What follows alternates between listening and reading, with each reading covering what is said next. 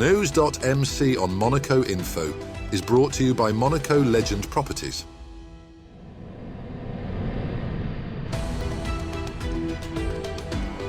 Bringing you news on Monaco's economy, culture, sports and more. Welcome to NEWS.MC, your English rendezvous on Monaco Info. Coming up on NEWS.MC, discover past week's top stories and meet the people who make Monaco. Hello everyone, my name is Gad Elmaleh and you're watching NEWS.MC on Monaco Info. What's been making headline in the past week? His Serene Highness Prince Albert II attended a special screening of Blow Up on the 27th of May, hosted at the Théâtre des Variétés by the Audiovisual Institute of Monaco as part of its Toulard du cinéma program. Michelangelo Antonioni's 1966 Palme d'Or winning film, set in swinging 60s London, remains a landmark of modern cinema, blending stylish mystery with philosophical themes of truth and perception. The event reinforced Monaco's commitment to preserving and celebrating cinematic heritage, drawing film enthusiasts to revisit one of the most iconic and influential works of the 20th century. World-renowned chef Nobu Matsuhisa returned to Monaco for 2 exclusive evenings at Nobu Fairmont Monte-Carlo on the 28th and 29th May, treating guests to a rare immersive dining experience. Personally orchestrating a 6 to 7 course omakase menu, Nobu blended his iconic Japanese-Peruvian fusion with local ingredients like Mediterranean fish and seasonal vegetables. From charcoal-grilled specialties to delicate truffle sashimi, each dish told a story of culinary mastery honed over 3 decades. Guests also enjoyed Nobu's signature cocktails and finger foods, all crafted with his hallmark precision and flair. Celebrating 10 years in the Principality, Nobu's return reaffirmed Monaco's place on the world's gastronomic map. Monaco ended its 2025 Games of the Small States of Europe campaign in Andorra on the 31st of May with a record-breaking 44 medals, eclipsing its previous best of 33 from Malta 2023. The 123-strong delegation captured 16 gold, 13 silver and 15 bronze medals, finishing 4th overall behind Cyprus, Luxembourg and Iceland. Judo was Monaco's most successful discipline, with 7 medals, 5 of them gold, including standout double victories for Marvin Gaddo and flag bearer Sarah Alleg. 16-year-old Omeira Aubrey and teammate Abdu also impressed. The Principality's haul was further boosted by success in swimming and rhythmic gymnastics.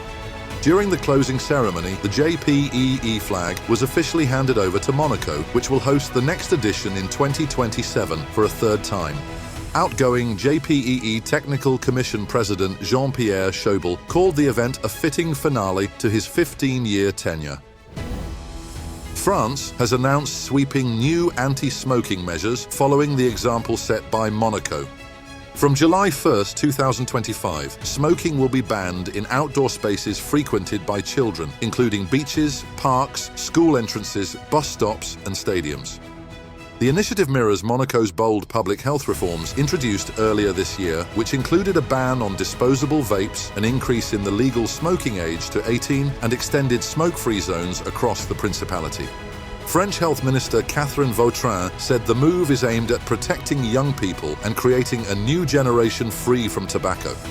Offenders in France could face fines of up to €135.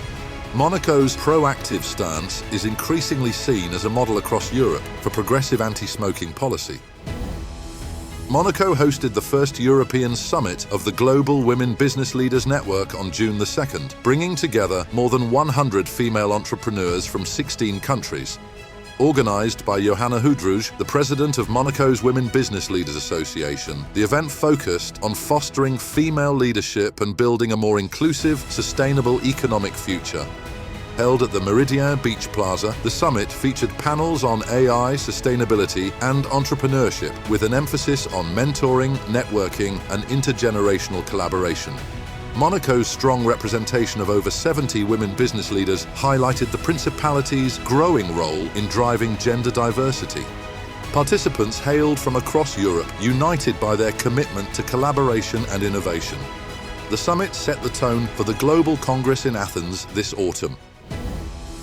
Monaco reaffirmed its commitment to human rights as it marked 30 years since ratifying the UN Convention on the Elimination of All Forms of Racial Discrimination on June the 3rd.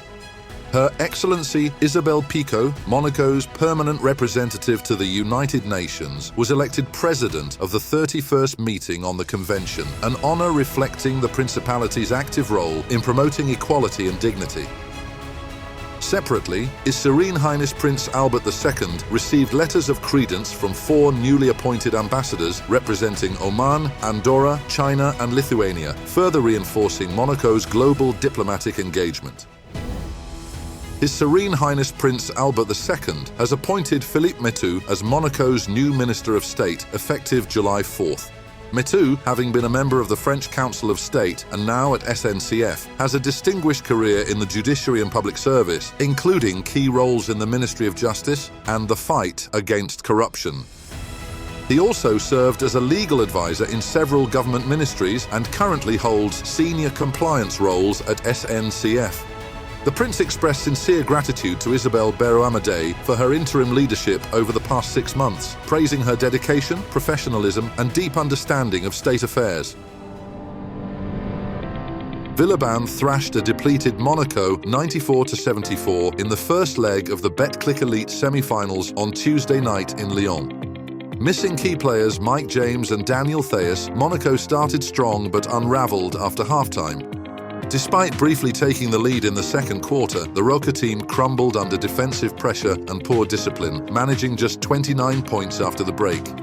Asvel, meanwhile, were clinical. Tight defence, sharp ball movement and 51 points off the bench sealed a dominant win. The Roca team bounced back in style, defeating Asvel in Game 2 of the Betclic Elite semi-finals to level the series and reclaim home advantage.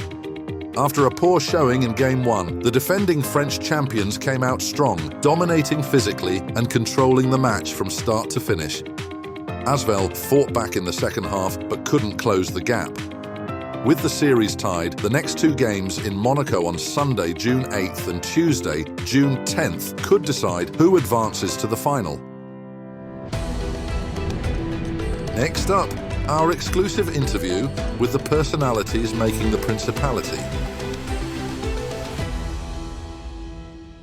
I like to introduce myself because when you get to a certain point of fame and people know you, you don't get to introduce yourself. I find it sweet because I have to define again my name and realize who I am. So that's what I'm doing today. My name is Gad Elmaleh. I'm a stand-up comedian, actor. I was born in Morocco a long time ago, in the 70s. I've been doing stand-up comedy now for 30 years, directed movies, acted in movies, and I'm here in Monaco with you speaking in English, which is a great pleasure. The show is called Lui-même, himself, because I think that's the ultimate project that a human being is kind of pursuing to become yourself. Recently, someone asked me if I believed in God. If believing in God is hoping that God exists, I believe in God.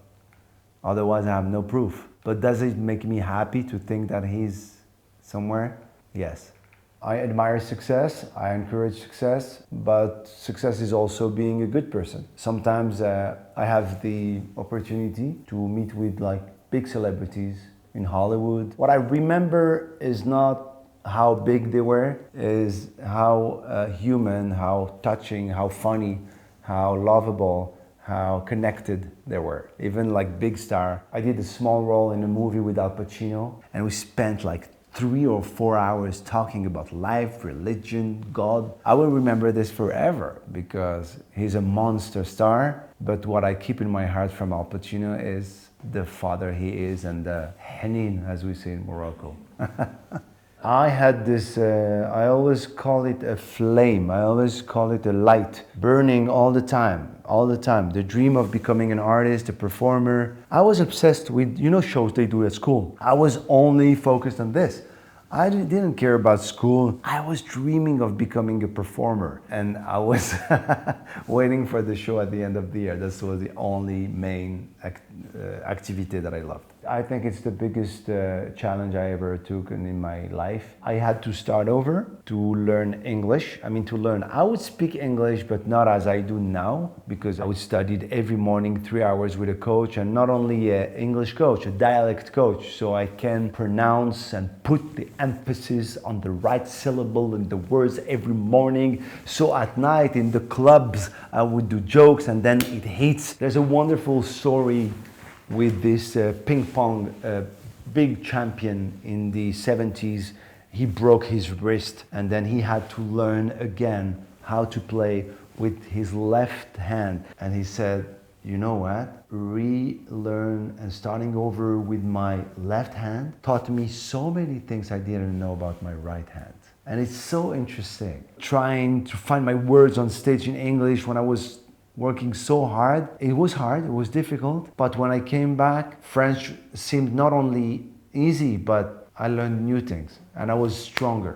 The first thing I saw when I met with the Prince of Monaco that really seduced me is the sense of humor. I think, honestly, to be able to have sense of humor is such a gift and such a light in your life. People with no humor, it's a little bit complicated. I'm a fan of people who are witty, spirit, what we call street intelligence, like organic, natural intelligence and sense of humor. I'm trying to educate and learn, teach that to my kids. This is very important. I remember shooting a movie in Monaco, Priceless, with Audrey Tautou. And I came to Monaco and I was like, wow, this is such a great place. I want to be here, I want to know these people. There's a palace up there? Really, a palace with the prince? I want to know this guy. I want to know this family. Who are they? And then a few years later, I became so close, obviously. My relation to Monaco is every day, obviously, because my son lives here. He goes to school here. His mom lives here. So I have a real connection to Monaco. I love it. I kind of love it, and my son loves it. You don't know Monaco until you spend a little time here. It's so much culturally in such a small territory that I'm so happy to be here and so happy to see all the variety of performers and shows, and the proposition is really big. There is also a funny side of Monaco because sometimes it's too much. So you want to make fun of this and it's okay. You know what? I don't think I would be based in one place. But Monaco will always have a connection, the family and mother of my son, so I think I will always be connected to Monaco now and I hope for many years. That's all for today. Thank you for watching News.MC, your English rendezvous on Monaco Info. Discover the full interview and more stories on our websites, News.MC and MonacoInfo.com. Next week, we will receive Laurent Anselmi, President of the Academy of the Sea in Monaco. This show is intended to provide a summary of the past week's top stories for the English-speaking audience. For daily and real-time news updates in English, please visit News.MC and subscribe to our free daily newsletter. For French news, visit MonacoInfo.com. This show was brought to you by Monaco Legend Properties.